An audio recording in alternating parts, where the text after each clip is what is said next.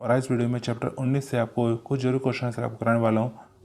ये वीडियो मैंने विशेषकर उन विद्यार्थियों को ध्यान में रख के बनाया है जो महंगे कोचिंग सेंटर जाके नहीं पढ़ सकते हैं। आप में से कई ऐसे विद्यार्थी है जो कहीं ना कहीं अपना जॉब करते हैं और इतना समय नहीं निकाल पाते कि अपना अलग से कहीं पढ़ाई कर सके, और ऐसे में ये वीडियो आपके लिए बहुत ही ज़्यादा हेल्पफुल होने वाला है। तो चलिए आगे बढ़ते हैं। तो चलिए शुरू करते हैं क्वेश्चन आंसर। तो देखा जाए पहला सवाल हमारा बनता है यहाँ पे हमारा पास संक्रामक रोग किसे कहते हैं, जिसे हम अपना कहते हैं हम कम्युनिकेबल डिसीज कहते हैं कि यहाँ पे जो किसी न किसी माध्यम से दूसरे व्यक्ति को बीमारी लग जाती है वो हमारा बनता है संक्रामक बीमारी। तो ये होता क्या है संक्रामक रोग? एक व्यक्ति से दूसरे व्यक्ति में फैलने वाले रोग को संक्रामक रोग या संक्रमण रोग कहते हैं। ये रोग संक्रमण के कारण उत्पन्न होते हैं जो स्पर्श के माध्यम से रोगी के तौलिए, रुमाल आदि के प्रयोग से, वायु से, भोजन, जल के माध्यम से या संक्रमित व्यक्ति के साथ यौन संबंध से स्थापित करने से फैलता है। इन्फ्लुएंजा, पोलियो, खसरा, चेचक, टीबी, यौन संबंधित संक्रमण तथा एड्स का कुछ उदाहरण कुछ ही हमारे बनते हैं संक्रामक रोग बनते हैं जो किसी न किसी माध्यम से एक व्यक्ति से दूसरे व्यक्ति में हो जाते हैं। ये हमारे बनते हैं संक्रामक रोग। तो चलिए अगला क्वेश्चन करते हैं। अब बात करते हैं प्रश्न 2 की। प्रश्न 2 में आपसे कहा जाता है गैर संक्रामक या जीवन शरीर रोग किसे कहते हैं। मतलब देखा जाए आपका सवाल बन सकता है संक्रामक रोग, गैर संक्रामक रोग किसे कहते हैं। यह सवाल बन सकता है कि संक्रामक रोग और जीवन शरीर रोग में क्या अंतर है। आपका सवाल कैसे भी बन सकता है, जरूरत है आपको सवाल को समझने की। जैसा कि आपसे सवाल में कहा जाता है गैर संक्रामक रोग अथवा जीवन शैली दोनों मतलब एक ही है। कई रोग ऐसे हैं जो स्पर्श, वायु, भोजन, जल, यौन संबंध के कारण एक दूसरे व्यक्ति को नहीं लगते। ये रोग गंदा खाना खाने, खराब जीवन शैली आदतों के कारण विकसित होते हैं, जैसे मोटापा, मधुमेह, हाइपरटेंशन। इस प्रकार के रोगों को जीवन शैली रोग कहते हैं। मतलब देखा जाए बीमारी बाहर से नहीं लगती, ये क्या होता है शरीर के अंदर से बनी हुई बीमारी होती है कि व्यक्ति देखा जाए अपने जीवन शैली को इतना ज़्यादा ख़राब कर लेता है कि वो बीमारी क्या होती है उसके अंदर ही अंदर बन जाती है। अगर कोई व्यक्ति देखा जाए नशे का आदी है तो नशे का आदी व्यक्ति जो है अपने देखा है शरीर के कई अंगों को नुकसान पहुंचाता है, और वो क्या है बन जाती बीमारी। तो वो उसकी क्या है जीवन शैली रोग। कई बार देखा जाए कईयों को देखा जाए हार्ट की प्रॉब्लम हो जाती है, बीपी की दिक्कत हो जाती है, डायबिटीज़ को लेकर दिक्कत हो जाती है, या देखा जाए उसकी आंखें ख़राब हो जाती है। तो ये हमारा देखा जाए वजह क्या है इन सब की, हमारा जीवन शैली रोग यानी कि हमारा लाइफ स्टाइल, कि हमारा लाइफ स्टाइल क्या है हमारा बदल चुका है, बिगड़ चुका है। तो ये हमारा बनता है जीवन शैली रोग या गैर संक्रामक रोग भी इसको आप कह सकते हैं। तो अगला क्वेश्चन करते हैं। अब बात करते हैं प्रश्न 3 की। प्रश्न 3 में आपसे कहा जाता है भोजन किस प्रकार संक्रमित होता है। मतलब देखा जाए खाना है, भोजन है, वो क्या होगा संक्रमित। संक्रमित मतलब क्या है कि खराब हो जाना, कि किस प्रकार वो दूषित होता है, जहरीला होता है, नुकसानदायक हो जाता है। अस्वस्थ स्थिति में पकाने, परोसने तथा संचित करने से, यानी कि देखा है कोई भी हमारे पे अस्वच्छ हमारी स्थिति है, ये खराब बर्तन है, खराब हमारा देखा है कुछ ना कुछ चीज़ें हैं, खराब मसाले हैं, खराब तेल है, अगर इन चीज़ों का इस्तेमाल करेंगे तो खाना तो खराब होगा ही होगा। गंदे हाथों से और बर्तनों से हमारा खाना खराब हो सकता है। इसके अलावा देखा है मक्खियों से, जो कि खुले में खाना रखा रहता है और खुले में रखा हुआ खाने के ऊपर मक्खी, गंदगी, हवा, कीटाणु लगते हैं जिससे हमारा खाना क्या हो सकता है संक्रमित। और कूड़े कचरे और गंदगी के ढेरों से रोगाणुओं को भोजन पर ले जाती है हमारे यहाँ पे मक्खियाँ, जिस वजह से हमारा क्या हो जाता है भोजन दूषित हो जाता है, जहरीला हो जाता है। अगला क्वेश्चन करते हैं। अब बात करते हैं प्रश्न 4 की। प्रश्न 4 में ऐसा कहा जाता है कीटाणु से रोग किस प्रकार फैलते हैं। तो यहाँ आपको बताना है कीटाणु होते हैं, तो कीटाणु हमें देखा जाए किस प्रकार हमें बीमार कर सकते हैं, आपको उसके बारे में बताना है। कई रोग कीटों द्वारा फैलते हैं। मक्खियों, कूड़े कचरे, गंदगी और के ढेरों से अपने शरीर पर रोगाणु लेकर जिस भोजन पर बैठती है उसे प्रदूषित कर देती है। इनसे हैजा जैसे रोग फैलते हैं और मच्छरों से मलेरिया, डेंगू और जापानी दिमागी बुखार वगैरह हो सकता है। ये हमारा बनता है कीटाणु से होने वाले कुछ बीमारी। तो चलिए अगला क्वेश्चन करते हैं। अब बात करते हैं प्रश्न 5 की। प्रश्न 5 में ऐसा कहा जाता है एड्स से आप क्या समझते हैं कि एड्स क्या होता है, एड्स की बीमारी है क्या।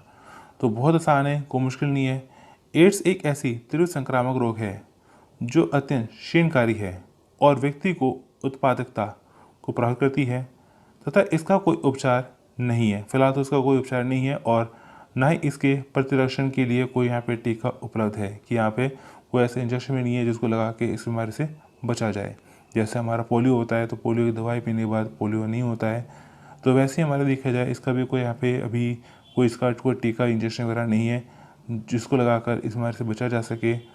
तो एड्स बीमारी है क्या? तो होता है कि हमारे शरीर में क्या होती है, इम्यून पावर होती है जो बाहर की हमारी बीमारी से हमें बचाने में मदद करती है, इम्यून पावर। लेकिन क्या होता है कि जब व्यक्ति को एड्स बीमारी होती है तो वो इम्यून पावर को क्या कर देती है, कमज़ोर कर देती है। और ऐसे में देखा जाए जब शरीर में देखा जाए इम्यून पावर कमज़ोर हो चुकी है, बहुत कमज़ोर हो चुकी है कि बाहर की बीमारियों से लड़ने की ताकत है ही नहीं शरीर में, तब ऐसे में देखा जाए कि व्यक्ति को जो है हल्का सा जुकाम भी उसके लिए हो सकता है जानलेवा, क्योंकि उसके शरीर में ताकत ही नहीं है कि वो वो बाहर की बीमारी से लड़ सके। तो ऐसे में एक हल्का सा जुकाम भी उसकी जान ले सकता है। तो शरीर में होनी चाहिए बाहर की बीमारी से लड़ने के लिए ताकत, जो कि एड्स की बीमारी में वो ताकत क्या होती है, कमज़ोर हो जाती है। और ऐसे में ज़रूरी होता है कि हमें एड्स के बारे में क्या रहे, जागरूक रहे कि एड्स की बीमारी क्या होती है और उसे कैसे बचा जा सकता है और कैसे क्या होना चाहिए। तो ये हमारा बनता है एड्स। तो चलिए अगला क्वेश्चन करते हैं। अब बात करते हैं पश्मक्षय की। पश्मक्षय में आपसे कहा जाता है एड्स का विषाणु किस प्रकार फैलता है। तो यहाँ आपको बताना है कि एड्स का जो विषाणु होता है वो किस प्रकार फैल सकता है, किस प्रकार किसी व्यक्ति को एड्स हो सकता है। संक्रमित व्यक्ति के साथ असुरक्षित यौन संबंधों के द्वारा एड्स हो सकता है। मतलब क्या है कि अगर किसी व्यक्ति को एड्स है और अगर उसके साथ जो देखा जाए फिजिकली कॉन्टैक्ट रखे जाते हैं तो ऐसे में व्यक्ति को जो है एड्स हो सकता है। क्योंकि यहाँ देखा जाए जो व्यक्ति होते हैं उनकी कोई खास पहचान नहीं होती है कि हाँ इस व्यक्ति को एड्स है, वो हम जैसे ही सबके एक जैसे ही दिखते हैं। तो कोई जो एड्स का व्यक्ति होता है उसकी कोई खास अलग से कोई पहचान नहीं है। और ऐसे में देखा जाए कई बार व्यक्ति को खुद को भी नहीं पता होता है कि उस व्यक्ति को जो एड्स है, काफ़ी लंबे समय तक उसको खुद को भी नहीं पता होता है कि उस व्यक्ति एड्स का शिकार है। और ऐसे में देखा जाए अगर वो व्यक्ति या जो भी व्यक्ति है उसके साथ कोई भी अगर संबंध रखता है, शारीरिक संबंध रखता है, तो उसको बीमारी हो सकती है। लेकिन कैसे संबंध, असुरक्षित यौन संबंध रखता है तो ऐसे में देखा जाए उसको बीमारी हो सकती है एड्स की। इसके अलावा देखा जाए शारीरिक तरल यानी कि फ्लूइड के आदान प्रदान जैसे पैरक चढ़ाने से हो सकती है एड्स। कि कोई व्यक्ति है जो एड्स का बीमार है, जिसको एड्स की बीमारी है, और अगर उसका जो ब्लड है किसी स्वस्थ व्यक्ति को चढ़ा दिया जाता है तो ऐसे में उस व्यक्ति को भी एड्स बीमारी हो सकती है। इसके साथ यहाँ पे देखा है टीके इत्यादि लगवाने के समय दूसरे सुइयों के प्रयोग से हो सकता है। मतलब कि यहाँ पे देखा जाए कि बहुत से हमारे क्या होते हैं, इंजेक्शन लगते हैं, और अगर एक ही इंजेक्शन का प्रयोग बार बार किया जाए, कई पे किया जाए, तो ऐसे में जो है कि उनमें से कोई ना कोई हो सकता है कि एड्स का रोगी हो और उसके इंजेक्शन से बाकियों को हो जाए एड्स। मोस्टली जल्दी क्या होता है कि बहुत से जो होते हैं जो नशे के आदी होते हैं, जो कि अपने शरीर में इंजेक्शन के द्वारा नशा करते हैं और सेम इंजेक्शन को आपस में शेयर करते रहते हैं। उसी इंजेक्शन को आपस में शेयर करते रहने से भी क्या हो सकता है, व्यक्ति को एड्स हो सकता है।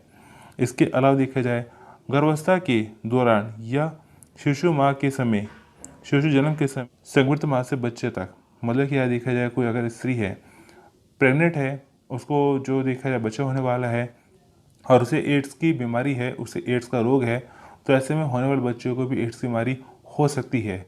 लेकिन अगर समय पर पता चल जाता है कि जो माँ है, माँ को एड्स का रोग है और ऐसे में देखा जाए और उसका ट्रीटमेंट किया जाता है, तो ऐसे में होने वाले बच्चों को बचाया जा सकता है एड्स की बीमारी से। तो इसीलिए अगला क्वेश्चन करते हैं। अब बात करते हैं प्रश्न 7 की। प्रश्न 7 में ऐसा कहा जाता है उन उपायों का वर्णन करें जिनके द्वारा एड्स से बचा जा सकता है। तो आसान सा यहाँ पे हमारा जवाब है कि हमें पता है कि एड्स किन किन कारणों से होता है। अगर हम उन कारणों को अगर जानते हैं, समझते हैं, तो उन कारणों का उल्टा ही कर दिया जाए तो हमारा क्या बन जाता है, उपाय।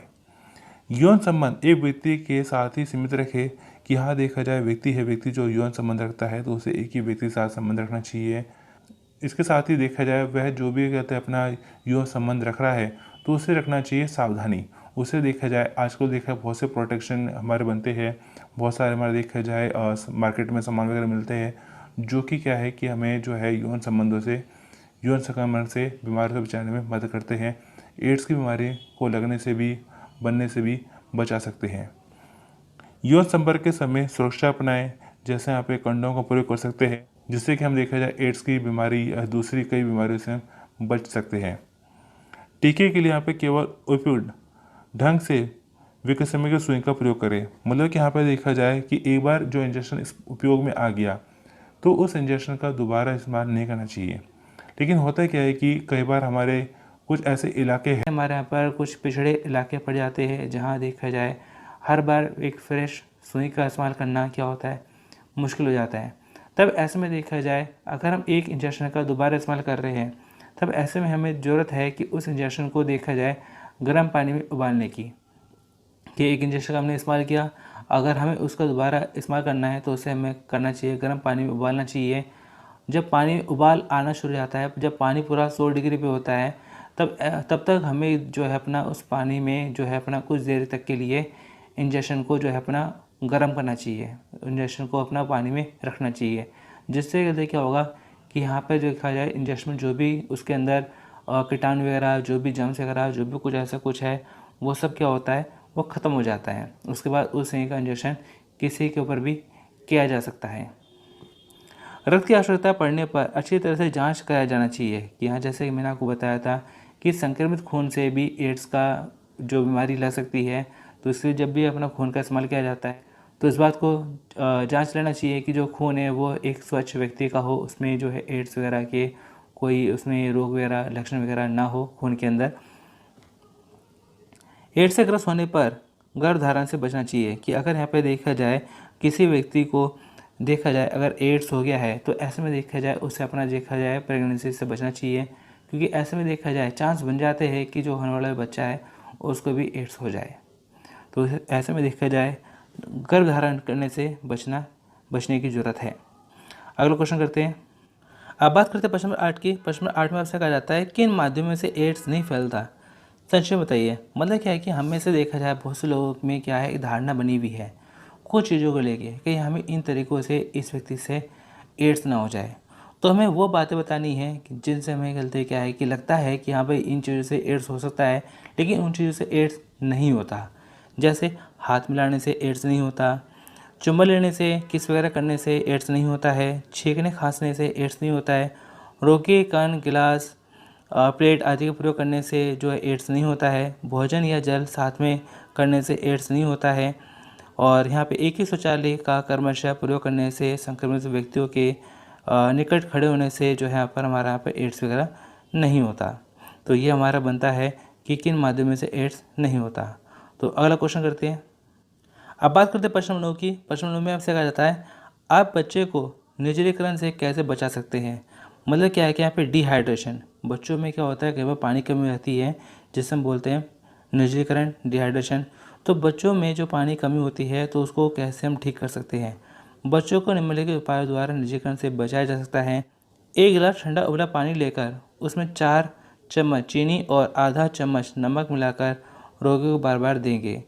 कम से कम प्रत्येक मल त्याग के बाद तो अवश्य देना चाहिए, और आवश्यकता पड़ने पर डॉक्टर से संपर्क करना चाहिए। तो ये हमारा बनता है निर्जलीकरण। मतलब ORS का घोल होता है, हम वो दे सकते हैं। नमक, चीनी और नींबू इनका घोल भी दे सकते हैं ताकि शरीर में पानी कमी ना हो, शरीर में पानी कमी को ना होने दी जाए। तो हर थोड़ी देर में गलती क्या है, पानी पीने को दिया जाए। तो ये हमारा बन सकता है निर्जलीकरण। इसके अलावा देखा जाए नारियल पानी है, दाल का पानी है, चावल का पानी है, ये हमारा देखा जाए और भी हमारे कुछ तरल पदार्थ बनते हैं, उन्हें हम बार बार दे सकते हैं। तो चलिए अगला क्वेश्चन करते हैं।